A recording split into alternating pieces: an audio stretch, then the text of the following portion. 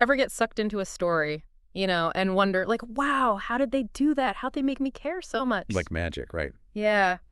And today we're cracking that code, diving deep into the premise final steps process to figure out just that. Ooh, love this source Me material. too. That's like having a treasure map, right? To a killer story. Get ready to unlock some serious storytelling secrets. No magic wands required, Yeah. just good old-fashioned know-how.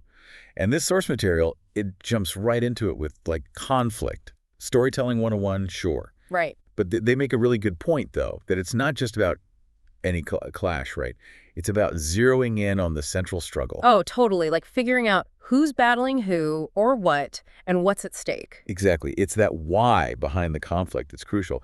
Think about the stories that really grab you. I mean, the stakes are always sky high, right? Absolutely. Characters are fighting for something they deeply, deeply care about. Like in The Godfather, right? Family, it's everything. Oh, yeah. And that's where the conflict explodes. Speaking of explosions, the source material, it introduces this idea of an action spine. Any guesses? Ooh, I love this. It's like the engine driving your story. Okay, yeah. The protagonist's recurring action, the thing they keep doing that pushes the plot forward. Okay, so how does that actually work in practice? Okay, well, picture Luke Skywalker. Star Wars. Okay. He's always honing those piloting skills, right? From, like, shooting womp rats on Tatooine in his T-16 Right. to, taking on the Death Star. That's his action spine. But it's more than just, like, pressing buttons. Yeah. It's about him embracing his destiny and fighting for what's right. See, that's what I love, those seemingly simple actions taking on such weight.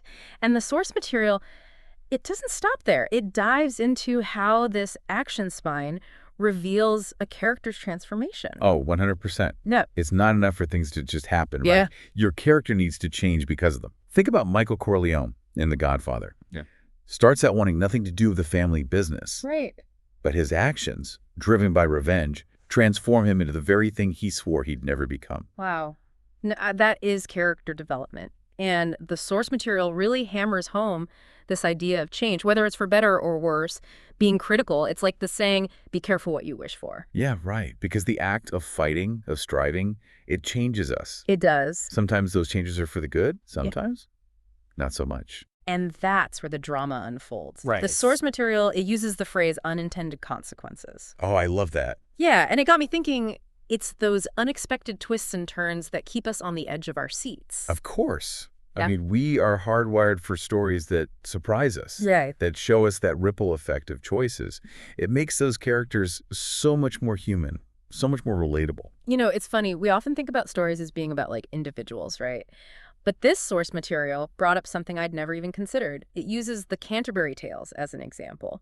A whole bunch of characters, each on this pilgrimage, and each with their own story. Oh, that's such a good example, though, Right. of how, like, weaving together multiple action spines, multiple journeys, it creates this whole richer tapestry, right? Totally. Each character has their own why for being there, their own personal quest.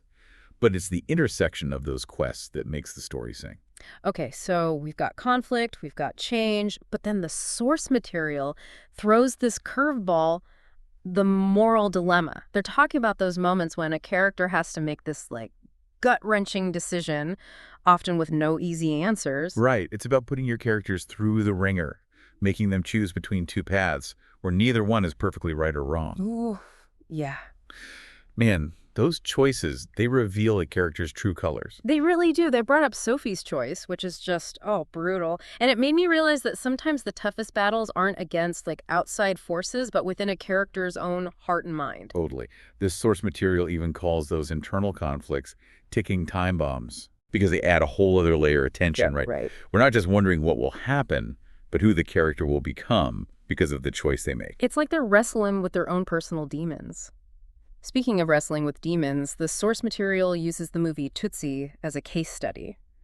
A struggling actor who decides to pretend to be a woman to get a role. Oh, man. Talk about a recipe for both conflict and transformation. Right. You've got societal expectations, you've got gender dynamics, and a whole lot of humor mixed in. Okay, but seriously, how do you pull that off? To make it believable, to tackle those themes without being offensive, and to make it funny? I mean, that's a tightrope walk. Right. But that's the brilliance of it. Tootsie uses humor to address these really, really complex issues. It's a balancing act, for sure. but it works. And it works because, at its core, it's still about that central action spine that drives everything forward, the protagonist's decision to dress as a woman. Which, let's be honest, leads to a whole heap of unintended consequences. Exactly. And that's what makes it so compelling. The source material even points out how this one, kind of outrageous action, it forces him to confront his own biases and ultimately become a better man. Wow. So we're talking about these big picture ideas here, conflict, change, moral dilemmas, but the source material also reminds us that storytelling is deeply personal. Like they encourage us to think about the stories that we're meant to tell. Oh, I love that. Yeah. What are our burning questions? What unique experiences can we bring to life, whether it's on the page or on the screen? And that's where the magic really happens, right? Yeah. When we tap into our own passions, our own insights, that's when our stories become truly authentic. But it's not just about like writing in a vacuum, is it? This source material really emphasizes finding that balance between personal passion and audience appeal. It's got to resonate beyond our own heads, right? Absolutely. We've got to find that sweet spot where our stories connect with something universal. It's like, write what you know, but with a turbo boost, right? Totally. It's not just about the what, but the why. Those universal truths we can tap into through our own, like, unique experiences. You nailed it. Those threads of commonality, those shared human experiences. I mean, that's what makes a story resonate. It's about taking something deeply personal and making it relatable. But that's where the real work comes in, right? The Yeah. source material calls it a process, like crafting a premise that truly pops. It's like we're detectives, you and I. Right. We've got these clues, Yeah. conflict, change, moral dilemmas, and we got to piece them together to create something, compelling and new. Yeah. So no more waiting for lightning to strike with that perfect premise, huh? No way. It's about asking those tough questions, playing with ideas, being open to revisions. Oh, 100%. Sometimes you start with what you think is this, like, killer concept, right. and then you realize, this needs a little dot tweaking. Or maybe, like, a complete overhaul, Yeah. and that's okay. That's part of the journey. Speaking of journeys, for our listeners who are ready to embark on their own storytelling adventures, what's the key takeaway from this deep dive into premise development? It's about intentionality. Yeah. Like, a strong premise doesn't just magically appear. Right. It's the result of really understanding what makes a story tick and then putting in the work to bring those elements together Yeah. in a way that feels, fresh and exciting. It's like we've been given this amazing toolkit. Now it's time to build something incredible. And that's what's so exciting, right? To take our own experiences, those things that we're truly passionate about, and shape them into stories. Stories that can move people, inspire them, challenge them. It all starts with that strong premise. Totally. And to wrap things up, let's go back to Tootsie for a second. Could you imagine making such a radical change to achieve a goal?